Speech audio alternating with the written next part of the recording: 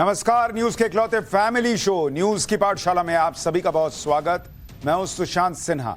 ये वो पाठशाला जहां सबकी क्लास लगती है। और सबसे पहले आपको बता दूं कि आज पाठशाला में क्या क्या है और कौन कौन सी क्लास लगाने वाला हूं। मोदी की पावर दिखी, राहुल पर भयंकर सवाल उठे और अचानक किसान सड़क पर आए या लाए गए। आज इसका सवाल उठाएंगे। शंभू बॉर्डर पर किसानों और पुलिस के बीच क्या हुआ जिस पर बवाल मचा है। संसद में मिली नोटों की गड्डी किसकी निकली। इसके अलावा आज हिस्ट्री का चैप्टर भी खोलेंगे। बाबरी ढांचे के गिरने के 32 साल बाद भी मुस्लिम वोट बैंक के लिए सेम वही राजनीति कैसे चल रही है बॉस। बाबरी ढांचे के मुद्दे पर कांग्रेस अपने ही प्रधानमंत्री नरसिम्हा राव के खिलाफ हो गई थी क्या। बाबरी ढांचे की बरसी पर हिस्ट्री का वो चैप्टर जो आपको झटका दे देगा, आपको देखना चाहिए।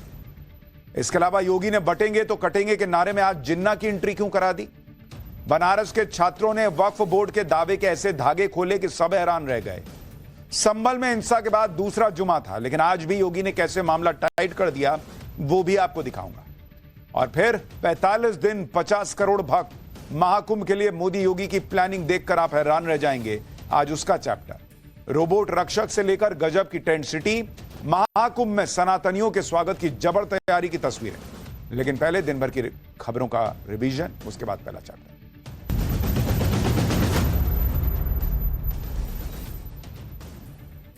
अरविंद केजरीवाल ने आज बीजेपी पर बड़ा आरोप लगा दिया। कहा कि बीजेपी दिल्ली में वोटर लिस्ट में नाम कटवा रही है। केजरीवाल ने आरोप लगाया है कि बीजेपी ने अपने लेटर हेड पर 11,000 लोगों के नाम वोटर लिस्ट से काटने का आवेदन दिया है। इन एप्लीकेशंस में यह कहा गया है कि 11,000 से ज्यादा लोग या तो शिफ्ट हो गए हैं या मर गए। केजरीवाल ने दावा किया कि जब इन 11,000 में से उन्होंने 500 नाम का रैंडम चेक किया तो उसमें से 372 लोग ऐसे निकले जो कहीं शिफ्ट भी नहीं हुए थे। आगे जांच की तो पता चला कि इसमें से ज्यादातर आपके वोटर्स हैं। यूपी के मेरठ से एक बार फिर थूक लगाकर रोटी बनाते हुए वीडियो सामने आया है। एक शादी समारोह में थूक लगाकर रोटी बना रहे साहिल नाम के कारीगर को लोगों ने रंगे हाथों पकड़ लिया। जब साहिल ने अपनी गलती मान ली तो लोगों ने उसे छोड़ दिया। हालांकि पुलिस ने आरोपी युवक को गिरफ्तार कर लिया है। मध्य प्रदेश के ग्वालियर में सिंधिया स्कूल के छात्र के आविष्कार को देखकर हर कोई हैरान रह गया। 12वीं के छात्र मेधांश त्रिवेदी ने इंसान को उड़ा ले जाने वाला ड्रोन बनाया है। इस ड्रोन में एक शख्स बैठ सकता है। मेधांश ने यह ड्रोन 3 महीने में 3.5 लाख रुपए की लागत से बनाया है। MLTD-1 नाम का यह ड्रोन 60 किलोमीटर प्रति घंटे की स्पीड से उड़ान भर सकता है। मेधांश ने बताया कि वो आगे चलकर एयर टैक्सी कंपनी खोलना चाहता है।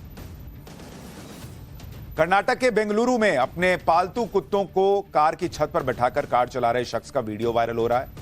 हेयर स्टाइलिस्ट का काम करने वाले शख्स को जब रोकने की कोशिश की गई तो गाली गलौज करने लगा। वीडियो वायरल होने के बाद बेंगलुरु पुलिस ने आरोपी शख्स को गिरफ्तार कर लिया है।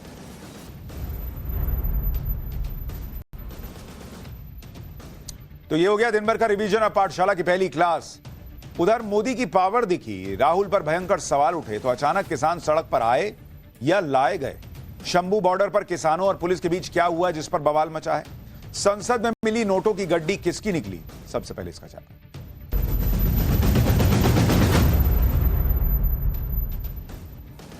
आपको याद होगा कल ही हमने आपको पाठशाला में दिखाया था कि कैसे महाराष्ट्र में शपथ ग्रहण के दौरान नरेंद्र मोदी के पावर की सबसे पावरफुल तस्वीरें आई थी। कल ही राहुल गांधी को बीजेपी ने गद्दार बताया था। और इस सब के बीच कई महीनों की शांति के बाद एक बार फिर किसान आंदोलन भड़क गया है।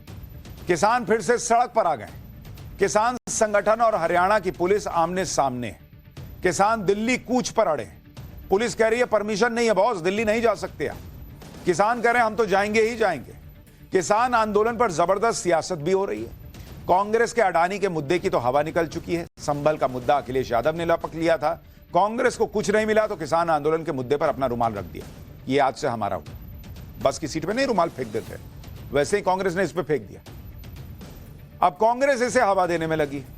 कांग्रेस की दिक्कत यह भी है कि लोकसभा चुनाव के बाद उसने जो मोमेंटम बनाया था वो तो खत्म हो चुका। भाई इकोसिस्टम ने कहा राहुल गांधी 99 सीट लाकर अब ब्रह्मांड पर राज कर सकते हैं, इस तरह का माहौल था। लेकिन राहुल गांधी पहले हरियाणा हारे, फिर महाराष्ट्र हारे, बुरी तरह से हारे। झारखंड में भी कुछ कमाल नहीं कर पाए। इंडी गठबंधन ने भी उन्हें अकेला छोड़ दिया। ऊपर से बीजेपी ने उनके अमेरिकी डीप स्टेट कनेक्शन की फाइल खोलकर आरोप लगा दिया। महाराष्ट्र में शपथ ग्रहण समारोह में पीएम मोदी ने पूरे एनडीए को जुटाकर अपनी ताकत दिखा दी। कैसे एनडीए मजबूती से पीएम मोदी के पीछे खड़ा है, यह सबने देख लिया। कल की तस्वीरों से कांग्रेस में भी खलबली मची है। जब मोदी के सामने राहुल गांधी के सारे पैतरे फेल हो गए तो किसानों के मुद्दे को साधने लगे। यह माहौल बन रहा है या बनाया जा रहा है, यह बड़ा सवाल खड़ा हो रहा है। माहौल तो इन्होंने हरियाणा के चुनाव में भी खूब बनाया था, लेकिन किसान आंदोलन के नाम पर जीत नहीं पाए। किसान आंदोलन पर राजनीति का चैप्टर आज खोलूं उससे पहले देखिए किसान आंदोलन में आज सड़क पर कैसे घमासान मच गया। पंजाब और हरियाणा के शंभू बॉर्डर पर किसान और पुलिस आज आमने सामने आए तो क्या हुआ, पहले उसकी एक झलक देखिए, फिर पूरी खबर बताता हूं।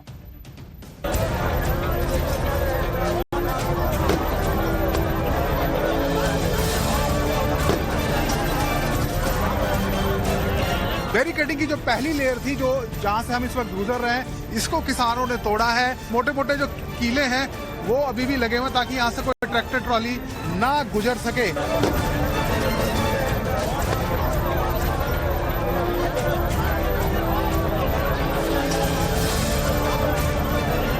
ये देखिए आंसू गैस का गोला ये दागा गया। ये किसान जहां खड़े थे उनके बीच में आकर आंसू गैस का गोला गिरा है। टीयर गैस से लगातार दागे जा रहे हैं। धमाकों की आवाज लगातार आ रही है।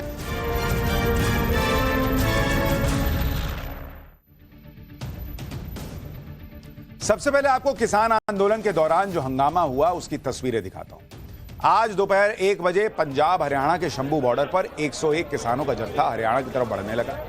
अपनी मांगों को लेकर ये किसान पैदल ही दिल्ली जाने पर अड़ गए कि नहीं, हम तो दिल्ली जाएंगे।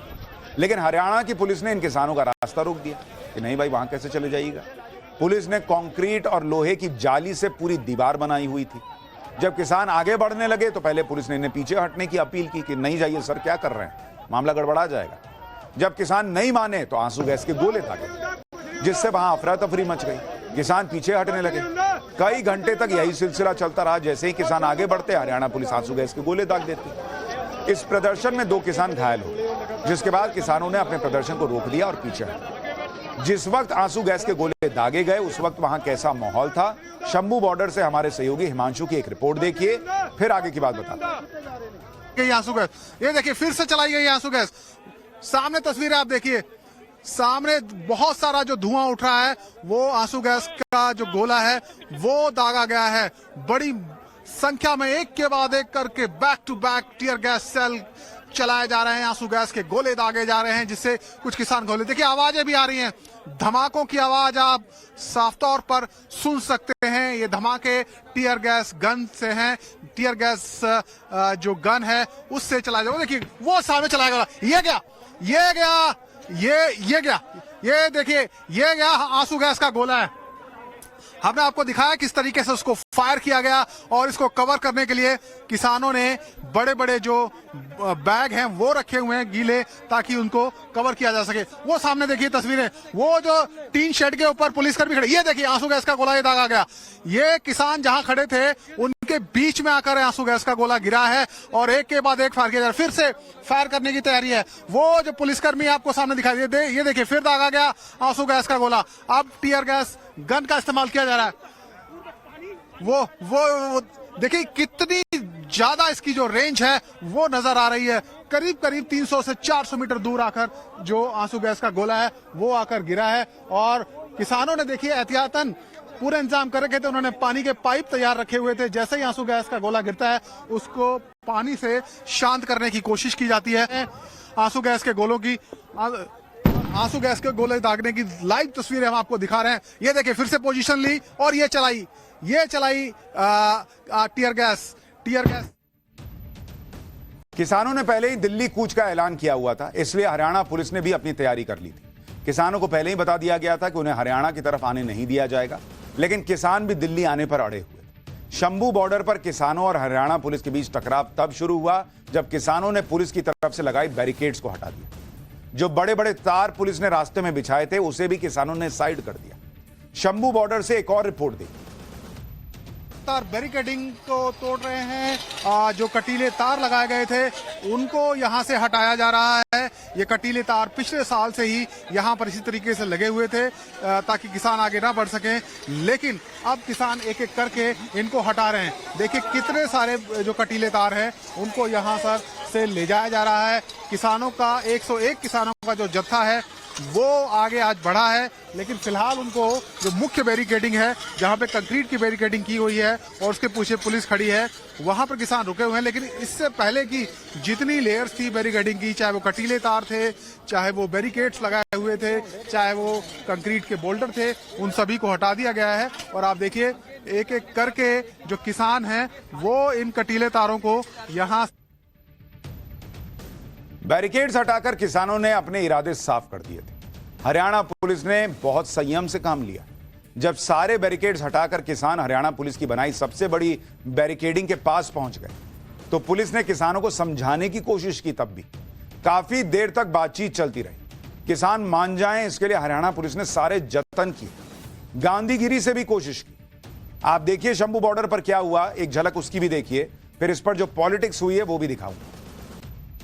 किसान हाथों में झंडे लेकर खड़े हैं, बार बार वार्निंग दी जा रही है, चेतावनी दी जा रही है कि किसान आगे ना बढ़े, अपने हाथ में कानून को ना लें। अगर ऐसा किसानों ने किया तो फिर कार्रवाई हो सकती है, इस प्रकार के अनाउंसमेंट किए जा रहे हैं। और एक दिलचस्प चीज भी देखने को मिली है, वो सुनाने की दरअसल सुनाई दे रही है। बाकायदा जो गुरबानी है वो इस वक्त बजाई जा रही है हरियाणा पुलिस के द्वारा। तो कहीं ना कहीं एक गांधीगिरी करती हुई भी हरियाणा पुलिस नजर आ रही है। ये तस्वीरें पहली बार देखने को मिल रही हैं। बिल्कुल आमने सामने पुलिस और किसान हैं। जाली के दूसरी तरफ paramilitary force, Haryana police helmet पहने, मास्क लगाए हुए और पूरे जो सुरक्षा गियर हैं उनके साथ खड़ी है। इस वक्त आप देखिए तस्वीरें, और बिल्कुल नीचे वहां पर आप देखेंगे जो किसान हैं वो हाथों में झंडे लेकर खड़े हैं। ये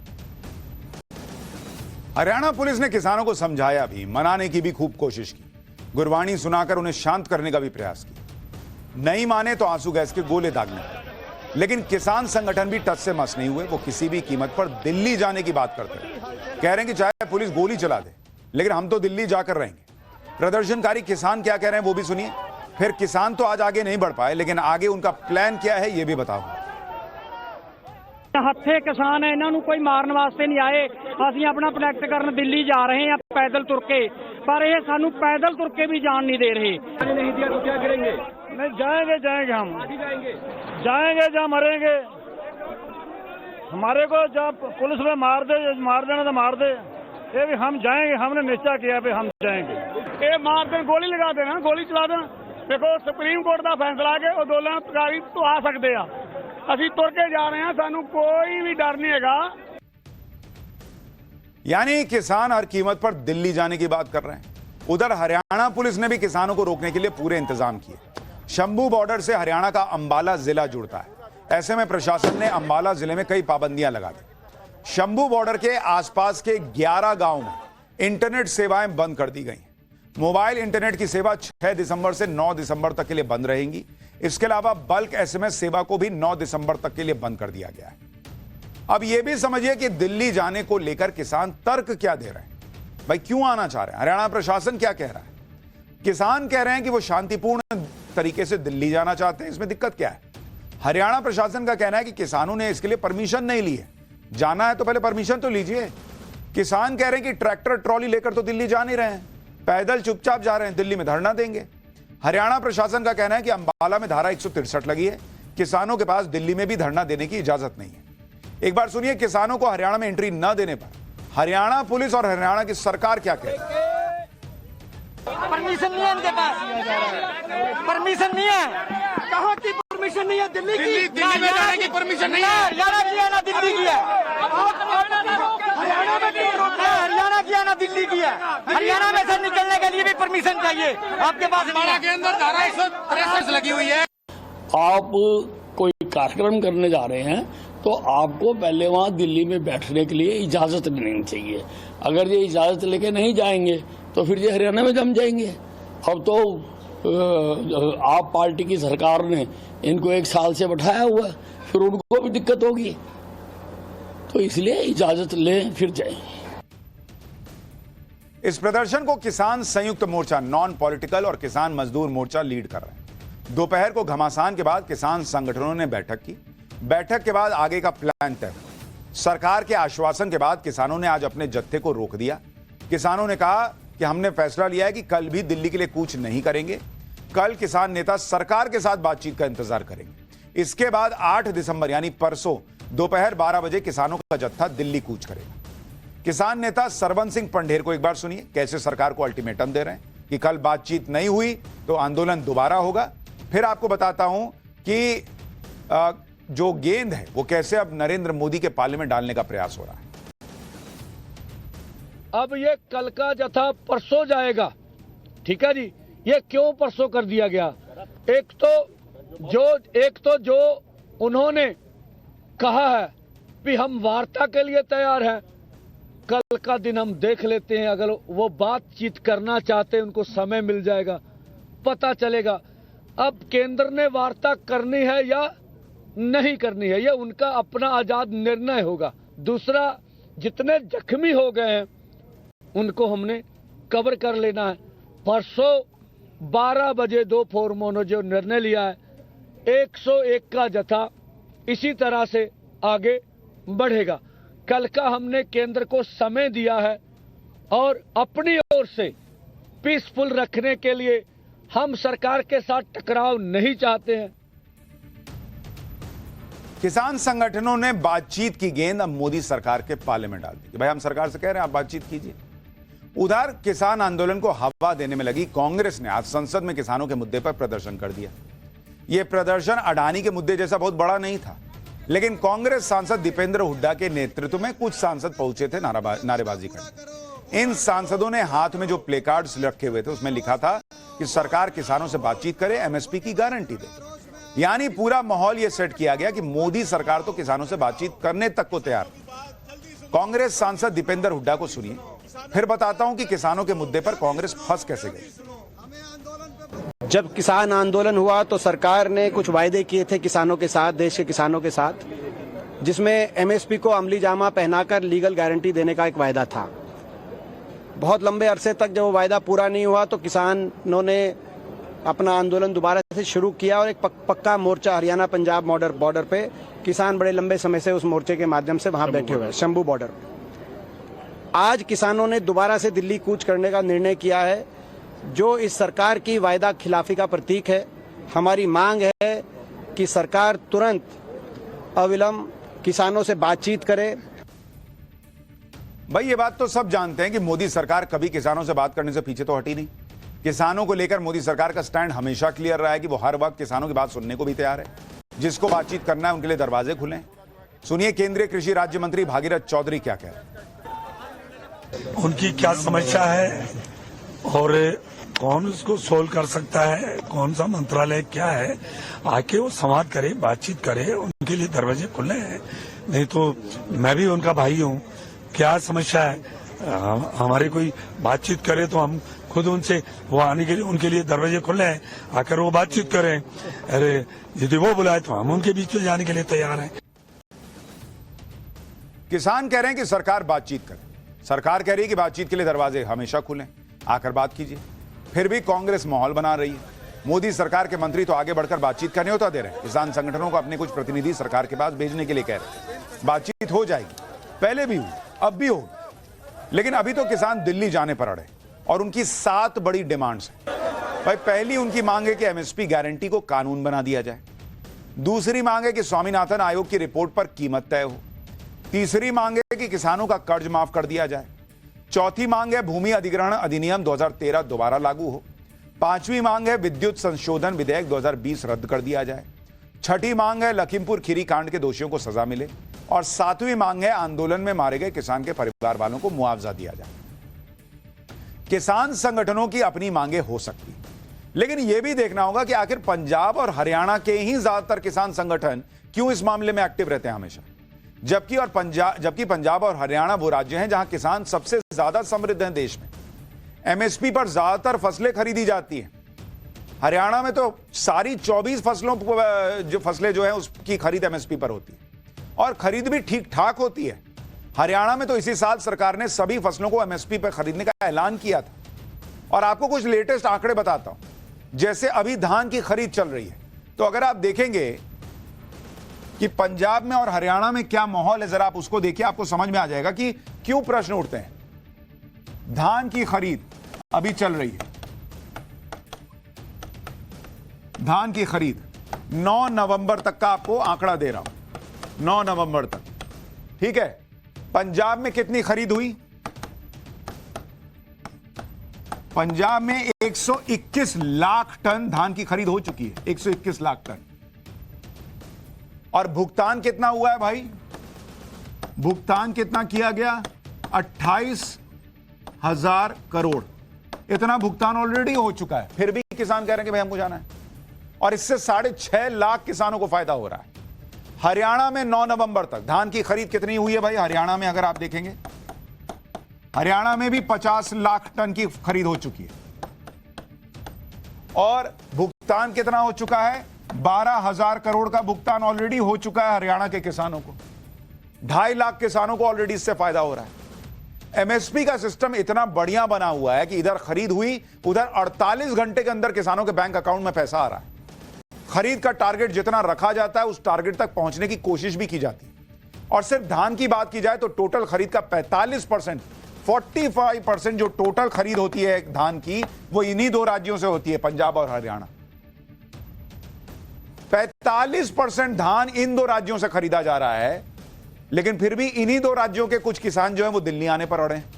ना बिहार से कोई आता है, ना यूपी से कोई आता है, ना मध्य प्रदेश से आता है, ना राजस्थान से आता है, ना तमिलनाडु से आता है, कहीं से कोई नहीं आ रहा। इन्हीं 2 राज्यों के जहां पर सबसे ज्यादा एमएसपी पे खरीद हो रही है, उन्हीं को जाना है। यानी पंजाब और हरियाणा में एमएसपी पर खरीद में कोई कमी नहीं है। पंजाब और हरियाणा के किसान दूसरे राज्यों के किसानों से बेहतर स्थिति में भी हैं। आपको किसान परिवारों की आय के बारे में बताता हूं। All India rural financial inclusion survey 2021-22 के मुताबिक अगर आप देखेंगे किसान परिवार की मंथली इनकम आप देखेंगे कितनी है, तो आप राज्यवार देखिए कि क्या स्थिति है। सबसे बेहतर स्थिति में पंजाब है। पंजाब में एक किसान परिवार की जो मोटे तौर पर मंथली इनकम है वो 31,433 रुपया है मंथली इनकम। हरियाणा में कितना है? हरियाणा में 25,635 रुपया मंथली इनकम पर मंथ की। औसत कितना है देश का? राष्ट्रीय औसत आप देखिए, राष्ट्रीय औसत जो है किसान की मंथली आय का वो है 13,161 रुपया का, माफ कीजिएगा 661 रुपया का। 13,661 रुपया एवरेज है। पंजाब में ऑलमोस्ट जो है उससे डबल से ज्यादा है, हरियाणा में भी ऑलमोस्ट डबल है। उसके बावजूद यहीं के किसान पहुंचते हैं दिल्ली, बाकी पूरे देश से कोई किसान नहीं पहुंच रहा। बिहार में आप मामला देखिए बॉस, बिहार में औसत जो आय है किसान की मंथली 9,252 रुपया मंथली है। बिहार से कोई नहीं आ रहा। ओडिशा में देखिए, ओडिशा में किसान की आय कितनी है भाई मंथली? 9,290 रुपया। ओडिशा से भी कोई किसान दिल्ली नहीं आता। झारखंड देखिए, एक और राज्य आपको दिखाता हूं। झारखंड में आप किसानों की आय देखिए मंथली है 9,787 रुपया। झारखंड से भी कोई किसान दिल्ली नहीं आता। खाली पंजाब हरियाणा, खाली पंजाब हरियाणा। यानी अगर आप देखिएगा बिहार, ओडिशा, झारखंड का किसान 3 महीने में जितना कमाता है उतना पंजाब हरियाणा का किसान 1 महीने में कमा लेता है। राष्ट्रीय औसत से 2-3 गुना कमाई पंजाब और हरियाणा के किसान की है। फिर भी यही जगह 2 राज्यों के किसान जो है उनको दिल्ली जाना है।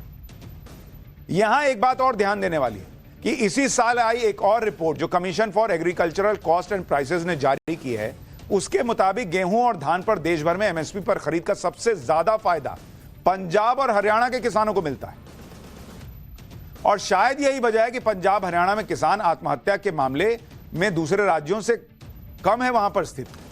किसान के आत्महत्या के अगर आप आंकड़े देखिएगा, महाराष्ट्र में 4,248 किसान आत्महत्या करते हैं, कर्नाटक में 2,392, आंध्र प्रदेश में 917, तमिलनाडु में 728, मध्य प्रदेश में 641, जबकि हरियाणा और पंजाब में आंकड़ा 200 में है, 266 और 204। यानी किसानों की हालत हरियाणा पंजाब में सबसे बेहतर है देश में। फिर भी आप देखिए क्या हो रहा है। इसलिए पब्लिक पूछती है कि भाई ये क्या है, ये पॉलिटिकल तो नहीं है। संसद के बाहर कांग्रेस ने किसानों को लेकर जो माहौल बनाया उसकी हवा संसद के अंदर केंद्रीय कृषि मंत्री शिवराज सिंह चौहान ने निकाल दी। राज्यसभा में कांग्रेस सांसद जयराम रमेश ने एमएसपी के मुद्दे पर कृषि मंत्री को घेरने का प्रयास किया। इस पर शिवराज सिंह ने जवाब ऐसा दिया कि कांग्रेस ही फंस गई। शिवराज सिंह चौहान ने पूरी तैयारी के साथ आंकड़ों की फाइल खोली और कांग्रेस की पोल भी खोल दी। शिवराज सिंह ने कहा कि खरीफ की फसलों पर एमएसपी की बात करें तो 2004 से 2014 तक कुल खरीद 40 करोड़ 79 मीट्रिक टन की थी और 2014 से 2024 के बीच में 71 करोड़ 27 लाख मीट्रिक टन खरीद हुई है।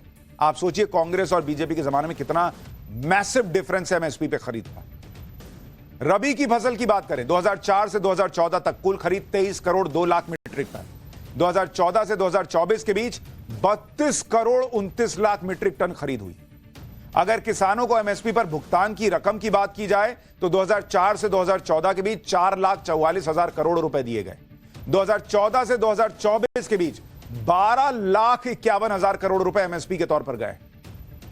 और वो कांग्रेस पार्टी सवाल पूछ रही है।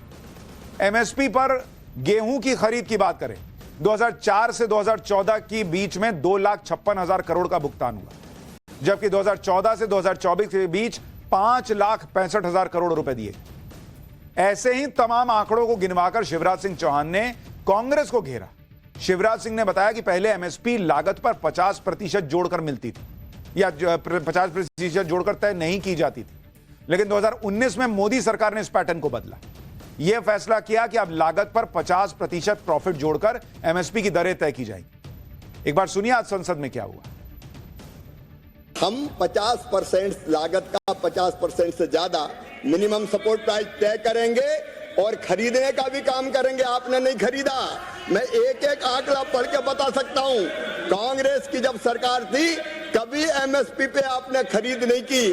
किसान खून के आंसू रोता था, लेकिन मेरे लिए किसानों की सेवा भगवान की पूजा है और यही मान के उनकी सेवा के काम में निरंतर लगे रहेंगे। एमएसपी पर किसानों को उत्पाद खरीदा है और अब भी पूरा उत्पाद खरीदेंगे। यानी बीजेपी कह रही है कि भाई किसान के पास नोट पहुंच रहे हैं, लेकिन इधर किसान के मुद्दे पर घमासान के बीच संसद में अलग नोट कांड हो गया। आज राज्यसभा में कार्यवाही शुरू होते ही सभापति जगदीप धनखड़ ने ऐसी जानकारी दी कि सारे सांसद हैरान रहे।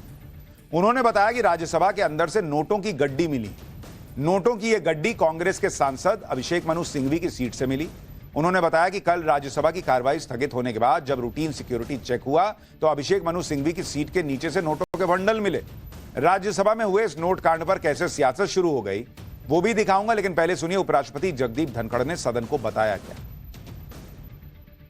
After the adjournment of the House yesterday, apparently a wad of currency notes was recovered by the security officials from seat number 222, presently allotted to Shri Abhishek Manu Singhvi, elected from the state of Telangana. उपराष्ट्रपति जगदीप धनखड़ ने सदन को बताया कि संसद के अंदर से नोट मिलने की यह घटना बहुत गंभीर है। इस मामले की पूरी जांच कराई जाएगी। आरोपियों की पहचान करना जरूरी है। ना तो उन्होंने कांग्रेस का नाम लिया, ना किसी को दोषी बताया, लेकिन नोटों की गड्डियों की बात सुनते ही अभिषेक मनु सिंघवी डिफेंसिव मोड में आ गए। सुनिए अभिषेक मनु सिंघवी ने अपनी सफाई में क्या कहा। कल 12:47 12:57 दोपहर में मैं हाउस के अंदर आया और 1 बजे हाउस राइज कर गया।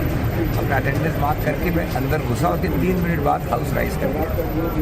1 से 1:30 तक मैंने मिस्टर अयोध्या प्रसाद के साथ लंच लिया संगम कैंटीन में और 1:30 बजे मैं वापस सुप्रीम कोर्ट आ गया क्योंकि कोई महत्वपूर्ण मामला था। 2 बजे मेरा पूरा कल का हाउस के अंदर बैठक 3 मिनट की थी।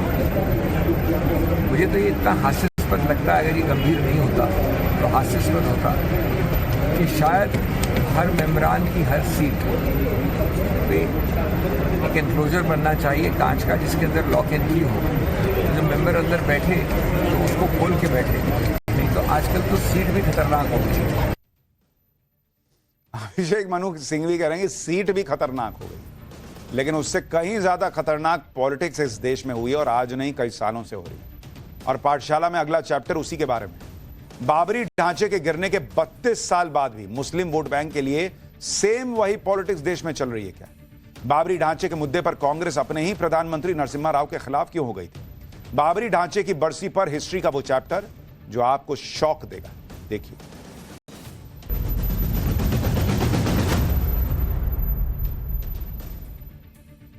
आज अयोध्या में भव्य राम मंदिर पूरी प्रतिष्ठा के साथ खड़ा है। टेंट से भव्य मंदिर में रामलला को स्थापित करने के पीछे बहुत बड़ा संघर्ष है, और वो संघर्ष जब हिंदुओं ने अपने रामलला के लिए किया तो क्या क्या नहीं सहा। सीने पर गोलियां तक खाई, फिर भी मंदिर आंदोलन धीमा नहीं पड़ने दिया। अपने वोट बैंक के लिए हिंदुओं की आस्था के केंद्र अयोध्या में राम मंदिर के रास्ते में रोड़े अटकाए गए। बाबरी मस्जिद के पक्ष में ऐसे ऐसे तर्क दिए गए जो विश्वास के लायक नहीं। बाबरी ढांचे की खुदाई में मिली मूर्तियों और दूसरे सबूतों को नकार दिया गया। 6 दिसंबर 1992 को अयोध्या में विवादित ढांचा गिराया गया था, लेकिन उसके 32 साल बाद आज भी मुस्लिम वोट बैंक की वही सेम पॉलिटिक्स चल रही है। आज बाबरी ढांचे की बरसी पर हिस्ट्री का ऐसा चैप्टर लेकर आया हूं जो आपको भी शॉकिंग लगेगा। भाई, राम मंदिर के मुद्दे से कांग्रेस ने हमेशा दूरी बना के रखी। खुद को सेक्युलर दिखाने के लिए कांग्रेस अपने प्रधानमंत्री तक पर आरोप लगा देती थी। 6 दिसंबर 1992 को विवादित ढांचा गिरने के बाद कांग्रेस ने यही किया था। पत्थरबाजों के साथ आज संभल में खड़े होने वाले लोग उस वक्त बाबरी ढांचे के लिए, जो लोग बाबरी ढांचे पे खड़े हुए थे, उनके साथ नहीं खड़े हुए। कांग्रेस ने अपने ही तत्कालीन प्रधानमंत्री नरसिम्हा राव पर आरोप लगा दिए थे कि नरसिम्हा राव विवादित ढांचे को बचा नहीं पाए। कांग्रेस ने नरसिम्हा राव से भरोसा देने को कहा था कि विवादित ढांचे को कोई नुकसान नहीं पहुंचेगा। नरसिम्हा राव ने भी कांग्रेस से कहा था कि विवादित ढांचे को नुकसान नहीं होगा, क्योंकि यूपी के तत्कालीन सीएम कल्याण सिंह ने सुप्रीम कोर्ट में हलफनामा दिया कि विवादित ढांचे को नुकसान नहीं होने देंगे। लेकिन जब विवादित ढांचा गिर गया तो कांग्रेस ने नरसिम्हा राव को खूब खरी खोटी सुनाई और नरसिम्हा राव पर यहां तक आरोप लगा दिए कि उन्होंने कल्याण सिंह के साथ डील कर ली। जब विवादित ढांचा गिर गया तो कांग्रेस को लगा कि इससे तो उसके मुस्लिम वोट बैंक को बड़ा नुकसान पहुंच जाएगा और मुस्लिम वोट बैंक में दूसरी पार्टियां दावेदारी ठोकने लगेंगी। इसलिए मुस्लिम वोट बैंक के दबाव में और खुद को सेक्युलर दिखाने के चक्कर में विवादित ढांचा गिरने के बाद धड़ाधड़ एक्शन होने लगे।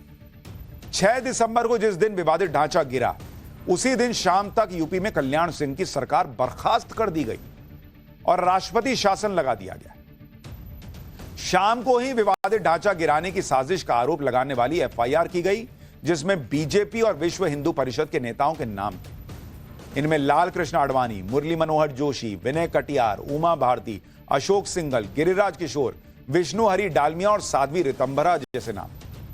विवादित ढांचे को गिराने के 49 केस दर्ज किए गए और अयोध्या, फैजाबाद, लखनऊ की पुलिस को जांच में लगाया गया और बड़े नेताओं को अरेस्ट कर लिया गया। विवादित ढांचे के गिरने के 2 दिन बाद 8 दिसंबर को लालकृष्ण आडवाणी को दिल्ली में उनके पंडारा रोड आवास से गिरफ्तार कर लिया गया। आडवाणी को दिल्ली से अरेस्ट करके उन्हें यूपी एमपी के बॉर्डर पर ललितपुर लाया गया और एक गेस्ट हाउस में रखा गया। आप सोचिए, एक विवादित ढांचा, उसको जरा सी खरोंच आई तो पूरा उस वक्त की सरकार और सिस्टम एकदम हिल गया भाई, एकदम गिरफ्तारी के मोड में आ गया। सरकारें बर्खास्त होने लगी। विवादित ढांचे के गिरने पर जहां कांग्रेस और दूसरी पार्टियां आंसू बहा रही थी, वहीं कल्याण सिंह खुलकर बोल रहे थे। कल्याण सिंह के उस वक्त के 2 बयान अब तक याद किए जाते हैं कि विवादित ढांचा गिरने का कोई अफसोस नहीं है और कार सेवकों पर गोली चलाने का ऑर्डर कभी नहीं दूंगा। 6 दिसंबर को विवादित ढांचा गिरा था। कल्याण सिंह की सरकार बर्खास्त हो गई। 8 दिसंबर को कल्याण सिंह ने पत्रकारों से बात करते हुए कहा था कि बाबरी का विध्वंस भगवान की मर्जी थी, मुझे इसका कोई मलाल नहीं है। यह सरकार राम मंदिर के नाम पर बनी थी और उसका मकसद पूरा हुआ। ऐसे में सरकार राम मंदिर के नाम पर कुर्बान, राम मंदिर के लिए एक क्या सैकड़ों सत्ता को ठोकर मार सकता हूं। केंद्र कभी भी मुझे गिरफ्तार करवा सकता है, क्योंकि मैं ही हूं जिसने अपनी पार्टी के बड़े उद्देश्य को पूरा किया है। और तब कल्याण सिंह ने यह भी कहा था कि कोर्ट में केस करना है तो मेरे खिलाफ करो, जांच आयोग बिठाना है तो मेरे खिलाफ बिठाओ, किसी को दंड देना है तो मुझे दो। केंद्रीय गृह मंत्री शंकर राव चव्हाण का मेरे पास फोन आया था। मैंने उनसे कहा कि यह बात रिकॉर्ड कर लो चव्हाण साहब कि मैं गोली नहीं चलाऊंगा राम भक्तों पर। ये थे कल्याण सिंह, जो उस वक्त भी राम भक्तों के साथ खड़े हुए, उनकी पार्टी राम भक्तों के साथ खड़ी हुई। और आज भी दूसरा पक्ष वोट बैंक के लिए वही पॉलिटिक्स कर रहा है जो उसने 92 में किया और आज संभल में कर रहा है। कुछ नहीं बदला है बॉस 32 साल में। तब ये लोग चाहते थे कि सरकार गोलियां चलवा देती, लोग मरते तो मर जाते, जैसे मुलायम सिंह सरकार ने 1990 में कार सेवा के दौरान गोलियां चलवाई थी। उसी तरह से कल्याण सिंह की बीजेपी सरकार भी कर देती, ये लोग शायद यही चाहते थे। लेकिन कल्याण सिंह ने साफ कह दिया था कि 6 दिसंबर को अयोध्या के डीएम का फोन आया था कि 3.5 लाख कार सेवक इकट्ठा हो गए। उन्होंने कहा कि केंद्रीय सुरक्षा बल आ रहे हैं, लेकिन कार सेवक उनका रास्ता रोक रहे हैं। मुझसे पूछा गया कि क्या गोली चलाने का आदेश देना है। कल्याण सिंह ने कहा कि उन्होंने साफ मना कर दिया कि गोली नहीं चलेगी बॉस राम भक्तों पर। कल्याण सिंह ने लिखित में आदेश दिया कि गोली चलानी नहीं है।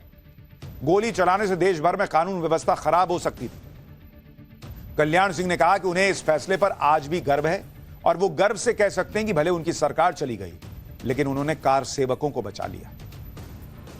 6 दिसंबर इसलिए हुआ क्योंकि एक आक्रोश था उन लोगों के खिलाफ जो हिंदुओं की आस्था को कुछ नहीं समझते थे, ठेंगे पर रखते थे। एक गुस्सा था उन लोगों के खिलाफ जो सेक्युलरिज्म का नाम लेकर राम जन्मभूमि जैसी जगहों की अनदेखी कर रहे थे। राम जन्मभूमि के लिए यह सिर्फ उस वक्त की लड़ाई नहीं थी, यह सालों से चला आ रहा संघर्ष था। भारत को आजादी मिली थी तो सबको यह लगा था कि हमारी आस्था के केंद्रों का पुराना वैभव लौटेगा, क्योंकि हिंदू के लिए कोई अलग राष्ट्र नहीं बना था। लेकिन हिंदू को लगा कि हमें हमारी पहचान तो मिलेगी, इसमें कोई सरकार रोड़ा नहीं लगाएगी। जैसे सोमनाथ मंदिर को आजादी के बाद 1951 में फिर से बनाया गया, जबकि उस वक्त के प्रधानमंत्री जवाहरलाल नेहरू की इसमें दिलचस्पी नहीं थी कि सोमनाथ मंदिर फिर से बने। लेकिन दूसरे नेताओं के दबाव में सरकार ने सोमनाथ मंदिर का पुनर्निर्माण करवाया। खुद तब के राष्ट्रपति डॉक्टर राजेंद्र प्रसाद शिलान्यास करने गए थे। मंदिर का निर्माण मिनिस्ट्री ऑफ हाउसिंग के फंड से किया गया, लेकिन ऐसा अयोध्या जैसी दूसरे आस्था के केंद्रों के साथ नहीं हुआ। अयोध्या जैसे आस्था के केंद्रों को उनके अपने हाल पर छोड़ दिया गया। अयोध्या के लिए कानूनी लड़ाई चलती रही तो सड़कों पर आंदोलन होता रहा, यानी हर तरफ से संघर्ष करने के लिए अयोध्या को छोड़ दिया गया। एक तरफ सरकारें अनदेखी कर रही थी, दूसरी तरफ सेक्युलरिज्म के नाम पर तुष्टीकरण का खेल चल रहा था, या कहिए नंगा खेल चल रहा था। इसी में जब राम जन्मभूमि आंदोलन चला और उस आंदोलन को कुचलने की कोशिश हुई तो आक्रोश बढ़ता चला गया। 6 दिसंबर 1992 को विवादित ढांचा गिरा, लेकिन उससे पहले बहुत कुछ हुआ था। अक्टूबर 1990 में लाल कृष्ण आडवाणी ने अयोध्या में कार सेवा के लिए रथ यात्रा निकाली थी, लेकिन कार सेवा पूरी नहीं हो पाई क्योंकि आडवाणी को अरेस्ट कर लिया गया। और उधर अयोध्या में कार सेवकों पर मुलायम सिंह की सरकार ने फायरिंग कर दी। लेकिन इसके बाद ऐसी राम लहर चली कि मुलायम सिंह की सरकार यूपी से उखड़ गई और राम भक्तों ने बीजेपी को यूपी की सत्ता में बिठा दिया। तब कल्याण सिंह यूपी के मुख्यमंत्री बने और जिस काम के लिए उन्हें यूपी की जनता ने सत्ता में बिठाया था वो काम वो करने भी लगे। 24 जून 1991 को कल्याण सिंह सीएम बने और 25 जून को वो अपने पूरे मंत्रिमंडल को लेकर अयोध्या दर्शन करने के लिए गए थे। यानी जैसी आस्था आज मोदी योगी दिखाते हैं राम मंदिर के लिए, ये तब भी थी बीजेपी के नेताओं में। और जो लोग आज विरोध कर रहे हैं वो तब भी विरोध ही कर रहे थे। 32 साल में कुछ नहीं बदला। हिंदुओं के लिए इतना भी प्रेम इनके मन में नहीं आया। अयोध्या जाकर कल्याण सिंह ने क्लियर कट कह दिया कि मंदिर ठीक उसी जगह पर बनाएंगे जहां पर मंदिर बनाने के लिए आंदोलन हो रहा है। कल्याण सिंह की सरकार ने अयोध्या के दर्शन करने वाली उन सभी रुकावटों को दूर किया जो रुकावटें मुलायम सिंह की सरकार में डाली गई। प्रस्तावित मंदिर के चबूतरे से टेंट को हटा दिया गया, लेकिन कल्याण सिंह के सीएम बनते ही 10 दिन के अंदर सब फिर से लगा दिया गया। लेकिन यह सब उस वक्त की कांग्रेस सरकार से बर्दाश्त नहीं हो रहा था। इसके बीच बीजेपी सरकार ने एक ऐसा काम कर दिया जिससे कांग्रेस सरकार के तब के गृह मंत्री धमकियां तक देने लगे थे। यूपी में सत्ता में आते ही बीजेपी सरकार ने पहला बड़ा काम यह किया कि राम जन्मभूमि के कॉम्प्लेक्स की गैर विवादित जमीन राम जन्मभूमि ट्रस्ट को लीज पर दे दी और 2.77 एकड़ जमीन का अधिग्रहण कर लिया। जब इस जमीन को समतल करने के लिए कहा गया और 42 एकड़ की जमीन राम जन्मभूमि ट्रस्ट को दी गई तो इस पर कांग्रेस की केंद्र सरकार के तत्कालीन गृह मंत्री शंकर राव चव्हाण हत्थे से उखड़ गए भाई, फायर हो गए। कहा कि इस मामले में रिपोर्ट जमा करो। कांग्रेस के तत्कालीन केंद्रीय गृह मंत्री शंकर राव चव्हाण ने धमकी भी दे दी कि अगर यूपी की बीजेपी सरकार ने अयोध्या में राम जन्मभूमि के मामले में केंद्र सरकार के निर्देशों का पालन नहीं किया तो अनुच्छेद 356 के तहत यूपी की बीजेपी सरकार बर्खास्त कर दूंगा। लेकिन तब केंद्र की कांग्रेस सरकार की धमकियों की परवाह न करते हुए बीजेपी की कल्याण सिंह सरकार ने साफ साफ कह दिया कि सरकार रहे या जाए, बॉस मंदिर तो बनकर रहेगा। अगर सरकार और मंदिर में किसी को चुनना होगा तो बीजेपी ने कहा हम मंदिर को चुनेंगे। सरकार का कहना था कि जो जमीन राम जन्मभूमि ट्रस्ट को हैंडओवर की गई है वो गैर विवादित जमीन है। फिर कहेगा हंगामा बॉस। और हाईकोर्ट ने अतिरिक्त 2.77 एकड़ जमीन के अधिग्रहण को भी कानूनी तौर पर सही ठहराया। लेकिन कांग्रेस का कलेजा फटा जा रहा था। जमीन के अधिग्रहण का मुआवजा देकर जमीन मालिकों और दूसरी इमारतों को हटाया गया। जो भी अयोध्या में हो रहा है वो कानूनी तौर पर ही किया जा रहा है। लेकिन कांग्रेस की तत्कालीन केंद्रीय सरकार और पार्टियां खूब प्रेशर बनाने में जुटी रही। लेकिन अयोध्या में दिसंबर 1992 में कार सेवा की तारीख तय की गई और कार सेवा के लिए देश भर से राम भक्त पहुंचने लगे। कार सेवा के 3 दिन पहले 3 दिसंबर को लोकसभा में केंद्रीय गृह मंत्री शंकर राव चव्हाण ने कहा कि किसी भी स्थिति से निपटने के लिए प्लान तैयार है। 2 दिन पहले 4 दिसंबर को शिक्षा मंत्री अर्जुन सिंह ने कहा कि अयोध्या की स्थिति पर केंद्र की पूरी नजर है और अयोध्या में कुछ नहीं होने दिया जाएगा। शायद आज कुछ लोग यही चाहते हैं, उन्हें ऐसी ही सरकार चाहिए जो सब कुछ सच जानते हुए देखते हुए कोर्ट के आदेश के बावजूद संभल में सर्वे रुकवा देती।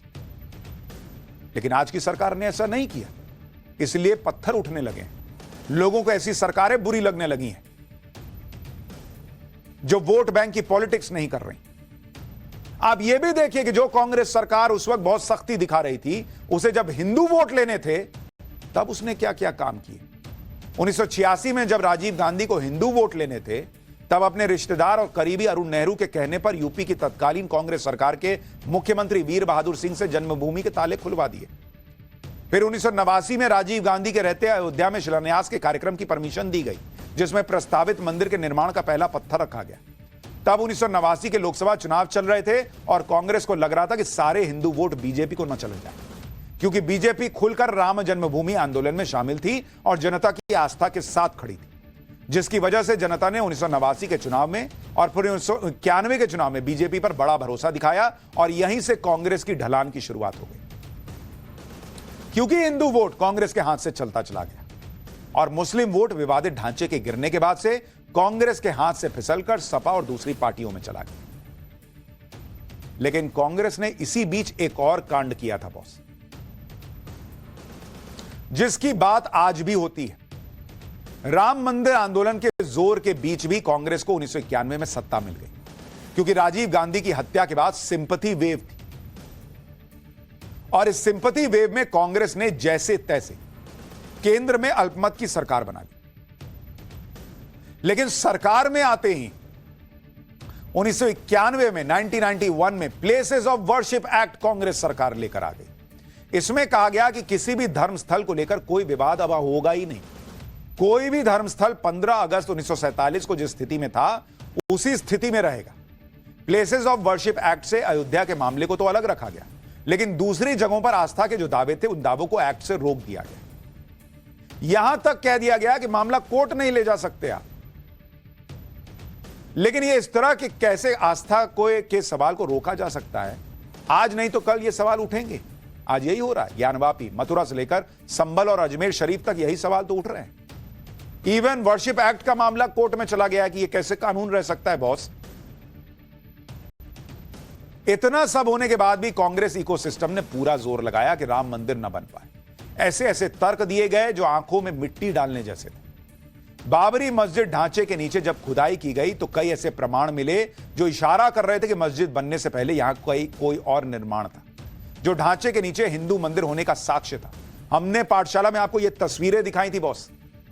आर्कियोलॉजिकल सर्वे ऑफ इंडिया के पूर्व रीजनल डायरेक्टर के मोहम्मद ने वामपंथी इतिहासकारों पर तथ्यों से छेड़छाड़ का आरोप लगाया था। के मोहम्मद ने अपनी किताब एन इंडिया आई एम में लिखा है कि 1976-77 के दौरान एएसआई के तत्कालीन महानिदेशक प्रोफेसर बीबी लाल की अध्यक्षता में पुरातत्वविदों की एक टीम ने बाबरी मस्जिद के नीचे और आसपास खुदाई की थी, जिसमें एक हिंदू मंदिर के अवशेष पाए गए थे। इस टीम के एक सदस्य खुद के मोहम्मद थे। के मोहम्मद ने अपनी किताब में लिखा है कि बाबरी मस्जिद विवाद का समाधान हो सकता था, लेकिन इरफान हबीब और रोमिला थापड़ जैसे वामपंथी इतिहासकारों ने बाबरी मस्जिद विवाद के समाधान को विफल कर दिया।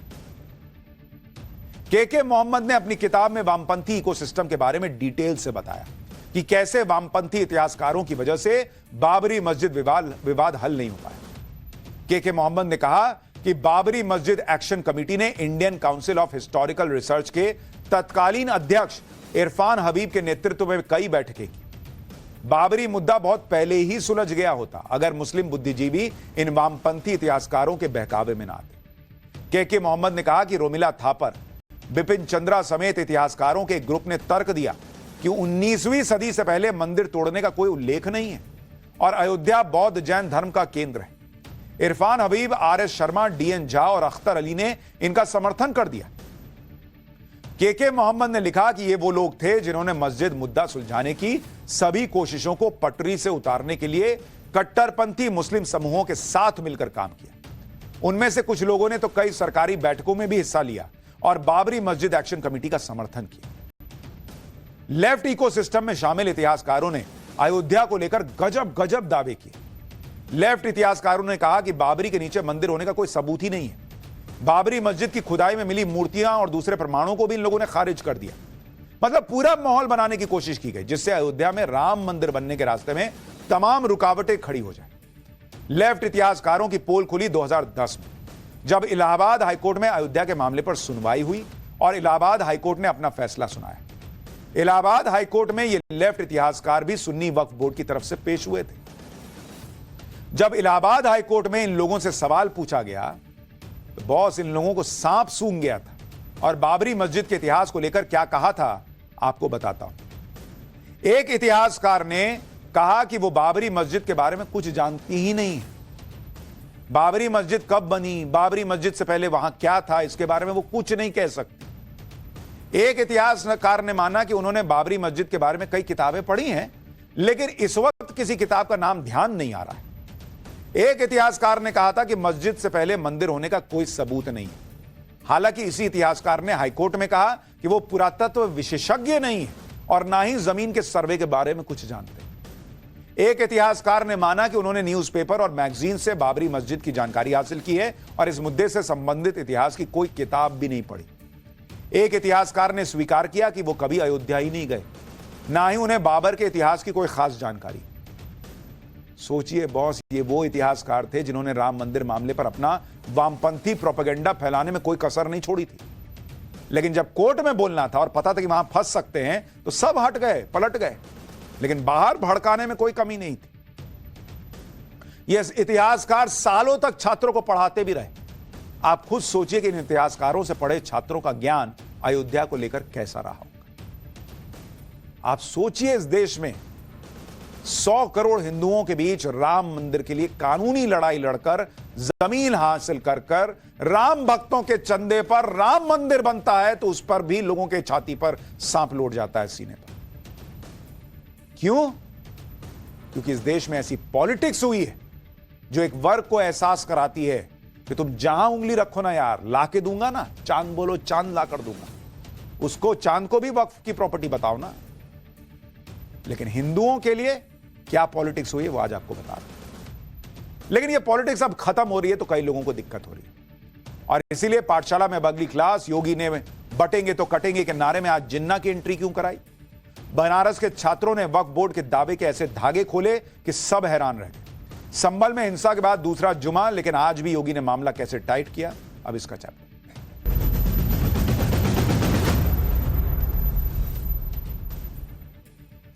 एक तरफ जहां इंडी गठबंधन संविधान, जातिगत जनगणना और पीडीए जैसे नैरेटिव गढ़ने से आगे ही नहीं बढ़ पा रहा, वहीं दूसरी तरफ योगी आदित्यनाथ हैं जो हिंदुओं को एकजुट करने के लिए हर गुजरते दिन के साथ अपनी खींची हुई लाइन को और लंबा करते जा रहे हैं, और वो भी डंके की चोट वाले अंदाज में। जैसे हिंदुओं को एकजुट करने के लिए पहले योगी आदित्यनाथ ने नारा दिया बटेंगे तो कटेंगे, फिर बांटने और काटने की कोशिश में जुटे रहने वालों के डीएनए को बाबरी सोच वाला डीएनए बताया, और अब योगी आदित्यनाथ की हिंदुओं के एकजुट करने की मुहिम में जिन्ना के जिन्न की एंट्री हो गई। आज योगी आदित्यनाथ ने साफ साफ कह दिया कि जब तक जिन्ना का जिन्न रहेगा, धरती से कोई अराजकता को खत्म कर ही नहीं कर पाएगा। भले ही योगी आदित्यनाथ ने बांग्लादेश में हिंदुओं पर मंडरा रहे नरसंहार के खतरे का जिक्र करते हुए जिन्ना के जिन्न का जिक्र किया, लेकिन योगी के निशाने पर रहे संभल हिंसा के जिम्मेदार कट्टरपंथी और वो कथित सेक्युलरिस्ट हैं, जिन्होंने बांग्लादेश में हिंदुओं पर हो रहे हमलों पर चुप्पी साध रखी। लेकिन संभल के पत्थरबाज उन्हें मासूम नजर आ रहे हैं, जबकि इसी तरह की सोच वालों की वजह से वाराणसी के एक ऐतिहासिक कॉलेज में भी बवाल मचा हुआ है।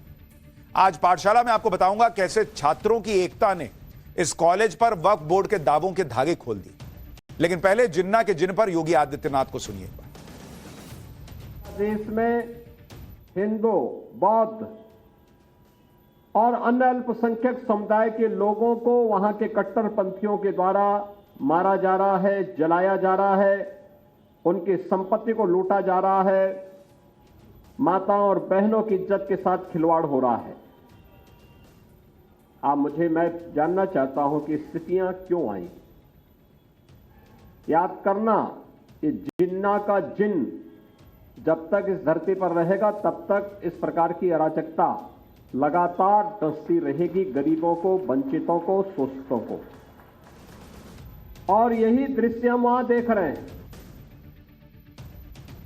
बांग्लादेश में कट्टरपंथियों के निशाने पर सिर्फ हिंदू ही नहीं बल्कि दूसरे अल्पसंख्यक भी हैं। इसलिए आज योगी आदित्यनाथ ने साफ कर दिया कि बटेंगे तो कटेंगे में सब शामिल हैं, हिंदू भी शामिल हैं, बौद्ध भी शामिल हैं, सिख भी शामिल हैं। और बटेंगे तो कटेंगे के नारे के टारगेट पर अगर कोई है तो वो सिर्फ बांटने की कोशिश में जुटी कट्टरपंथी ताकतें। सुनिए ऐसी ताकतों पर सीएम योगी ने क्या कहा, फिर बताऊंगा सीएम योगी को जिन्ना के जिन्न का जिक्र करना क्यों पड़ा है। उन लोगों से सावधान होने की आवश्यकता है जो हिंदू और सिखों के बीच में खाई पैदा करना चाहते हैं, अनावश्यक रूप से इतिहास को तोड़ मरोड़ करके प्रस्तुत करने का प्रयास कर रहे हैं। हमें गुरु परंपरा के प्रति श्रद्धा का भाव रखते हुए इस बारे में अपने आप को तैयार करना है। योगी आदित्यनाथ हिंदुओं की एकजुटता के इस मॉडल को ऐसे वक्त में मजबूती दे रहे हैं जब एक तरफ बांग्लादेश में बवाल मचा है, हिंदू और दूसरे अल्पसंख्यक खतरे में, दूसरी तरफ 24 नवंबर की हिंसा के बाद पटरी पर लौट रहे संभल को फिर से सुलगाने की कोशिशें दिखती हैं, और वाराणसी में सालों पुराने कॉलेज को मस्जिद और मजार के नाम पर नए बवाल में झोंकने का साजिश भी चल रही है। सबसे पहले बात वाराणसी की करता हूं, जहां ऐतिहासिक उदय प्रताप कॉलेज की प्रॉपर्टी पर दावे को लेकर आज जमकर बवाल हुआ, जिसे यूपी कॉलेज भी कहा जाता है। इस कॉलेज के बाहर भी हंगामा एक मस्जिद पर दावे को लेकर हुआ। इस विवाद के बारे में आगे बताऊंगा, लेकिन पहले यूपी कॉलेज के बाहर हुए हंगामे की तस्वीरें देखी। यूपी कॉलेज के छात्रों ने आज जमकर हंगामा किया। उन्होंने पहले ही ऐलान कर दिया था कि जुमे की नमाज पर कॉलेज कैंपस में बनी मस्जिद में बाहरी लोगों को नमाज नहीं पढ़ने देंगे, जिसे देखते हुए कॉलेज के गेट के बाहर बड़ी संख्या में पुलिस की तैनाती कर दी गई। कॉलेज के गेट बंद कर दिए गए।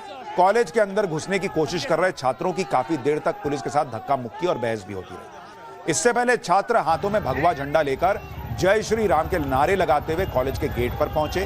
छात्रों को अपने इस प्रदर्शन में कॉलेज के पूर्व छात्रों का भी साथ मिला, जिनमें से कई अब वकील बन चुके। यूपी कॉलेज को लेकर हुए बवाल पर ग्राउंड जीरो से हमारे सहयोगी की रिपोर्ट देखिए, फिर आपको बताता हूं कि यह विवाद हो क्यों रहा है। जो तस्वीरें हैं वो हम आपको दिखाने की कोशिश कर रहे हैं कि छात्रों को अब जो वकील हैं उनका भी अब साथ मिल गया है, और किस तरीके से यहाँ पर विरोध प्रदर्शन हो रहा है वो साफ तौर पे झलक भी रहा है। देखिए हाथों में भगवा झंडा है, और इसके अलावा जो वकीलों का एक जो दल है, जो ग्रुप है, वो इस वक्त अपना विरोध प्रदर्शन जता रहा है। उसका ये कहना है कि न सिर्फ नमाज रोकी जाए बल्कि जो मजार है उसकी भी दीवार को गिराया जाए, क्योंकि जिस तरीके से पिछले जुमे के दिन जो शक्ति प्रदर्शन किया गया था मुस्लिम समाज की ओर से, नमाजियों की ओर से, उसका प्रतिकार है। और यही कारण है कि अब जो वकील हैं, जो छात्र हैं, वो लगातार गुस्से में हैं। पुलिसकर्मी और जो वकील हैं उनके बीच धक्का मुक्की की स्थिति बनी हुई है। पुलिस उनको अंदर जाने से रोक रही है, लेकिन वकील और जो छात्र हैं वो मानने को तैयार नहीं है। एसीपी जो लगातार उनको समझाने की कोशिश कर रहे हैं, लेकिन जो छात्र हैं, जो वकील हैं, उनका जो उग्र रवैया। अब आपको यह भी समझना जरूरी है कि वाराणसी का उदय प्रताप कॉलेज को लेकर अचानक इतना बवाल खड़ा क्यों हो गया। इसकी जड़ में भी जिन्ना का वही जिन है जिसका जिक्र आज योगी आदित्यनाथ ने किया। दरअसल यह सारा विवाद यूपी सुन्नी वक्फ बोर्ड के एक पुराने नोटिस के वायरल होने के बाद शुरू हुआ। इस नोटिस में 115 साल पुराने यूपी कॉलेज की करीब 100 एकड़ में फैली प्रॉपर्टी पर वक्फ बोर्ड ने दावा ठोक दिया। और यह सब हुआ 25 नवंबर को सीएम योगी के यूपी कॉलेज के दौरे में की गई घोषणा के बाद, जिसमें उन्होंने इस कॉलेज को यूनिवर्सिटी का दर्जा देने की घोषणा की थी। योगी आदित्यनाथ की इस घोषणा के बाद अचानक वक्फ बोर्ड का एक पुराना नोटिस वायरल होने लगा, जिसमें यूपी कॉलेज के कैंपस में बनी मस्जिद को वक्फ की प्रॉपर्टी बता दिया गया। हालांकि जब बवाल बढ़ा, यूपी कॉलेज के हजारों छात्रों ने वक्फ बोर्ड के दावे के खिलाफ मोर्चा खोल दिया और इसमें उन्होंने कॉलेज के छात्र रह चुके वकीलों का भी साथ मिला। यूपी कॉलेज को बचाने के लिए इस एकजुटता को देखकर सुन्नी वक्फ बोर्ड को बैकफुट पर आना पड़ा और सफाई दी जाने लगी कि जो नोटिस वायरल हो रहा है उसमें किए दावे को तो साल 2021 में ही खारिज किया जा चुका है। कॉलेज की प्रॉपर्टी पर वक्फ बोर्ड का कोई दावा ही नहीं है। यानी यहां पर भी योगी आदित्यनाथ के बटेंगे तो कटेंगे वाले फॉर्मूले ने असर दिखाया। कॉलेज के छात्र और पूर्व छात्र एकजुट हुए तो उनके कॉलेज पर कोई आंच नहीं आई। यूपी कॉलेज के छात्रों को गुस्सा इसलिए भी आया क्योंकि जिस दिन वक्फ बोर्ड ने कॉलेज की प्रॉपर्टी पर अपना दावा ठोका तो ऐसा लगा कि जिन्ना का जिन्न जाग गया। जिस यूपी कॉलेज के कैंपस में बनी मस्जिद में सिर्फ कैंपस में रहने वाले गिनती के लोग नमाज पढ़ते थे, वहां नमाज पढ़ने के लिए कैंपस के बाहर से सैकड़ों लोगों की भीड़ उमड़ पड़ी। पिछले जुमे पर कॉलेज कैंपस में बनी मस्जिद पर नमाज पढ़ने के बहाने कुछ लोगों ने शक्ति प्रदर्शन की कोशिश की। बस बात कॉलेज में पढ़ाई कर रहे छात्रों को और वहां से पढ़कर निकले पूर्व छात्रों को पसंद नहीं आई और उन्होंने ठान लिया कि मिलकर इस जुमे पर कॉलेज कैंपस के अंदर बनी मस्जिद में बाहरी लोगों को तो नमाज पढ़ने नहीं देंगे। सुनिए पूरे विवाद पर कॉलेज के छात्रों और उनके प्रदर्शन में शामिल वकीलों ने कहा। जबरदस्ती बाउंड्री किया गया है, वहाँ पर नमाज पढ़ने के लिए हम लोग नहीं मना कर रहे, मगर 5-10 लोग थे पढ़ने के लिए, वहाँ पर छूट था 5 से 10 लोग के लिए। वो भी कैंपस में जो मुसलमान भाई स्टाफ थे उनके लिए अनुमति था, न कि बाहरी कोई आकर वहाँ पर नमाज पढ़ेगा। बाहरियों को रोक लगाया जाए, मजार को तत्काल प्रभाव से सील किया जाए और हमारी यही मांग है कि मजार को तत्काल प्रभाव से सील किया जाए। मतलब मजार को भी सील जब अवैध काले लिख के दे चुका कि ये अवैध है तो जाहिर सी बात है अवैध है तो सीज करिए इसको। अवैध है, यहाँ ये हटनी चाहिए। यहाँ पे 500-700 की संख्या में कोई भी नमाज पढ़ने नहीं जाएगा। पिछले शुक्रवार से लगातार यहाँ के कुछ तथाकथित जो अपने को एक धर्म विशेष का मसीहा मानते हैं, पिछले शुक्रवार से 500 की संख्या में आके यहाँ जो नमाज पढ़ने का प्रयास कर रहे थे। आज शुक्रवार के दिन भी वो लोग यही प्रयास कर रहे थे नमाज पढ़ने का।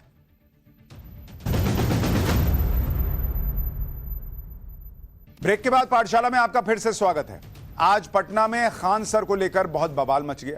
खान सर को पुलिस पहले पकड़कर ले गई, इसके बाद थाने के बाहर स्टूडेंट्स जुट गए। खान सर छात्रों के साथ प्रदर्शन कर रहे थे। इसी बीच भीड़ से पुलिस ने उन्हें हिरासत में ले लिया। खान सर छात्रों के साथ बीपीएससी परीक्षा में नॉर्मलाइजेशन का विरोध कर रहे थे। नॉर्मलाइजेशन को लेकर जैसे यूपी में अभी बवाल हुआ था वैसा ही बवाल बिहार में हुआ। इसे लेकर पटना में विरोध प्रदर्शन हुआ। पुलिस ने लाठीचार्ज किया तो छात्र धरने पर बैठ गए और धरने में बैठे इन्हीं छात्रों से मिलने खान सर पहुंचे थे। खान सर ने कहा कि चाहे कुछ भी हो जाए, जब तक आयोग अपना स्टैंड नहीं बदलता छात्र पीछे नहीं हटेंगे। हालांकि खान सर को हिरासत में लेने के बाद छोड़ दिया गया है और बीपीएससी ने भी क्लियर कर दिया कि परीक्षा में नॉर्मलाइजेशन की कोई प्रक्रिया नहीं होगी।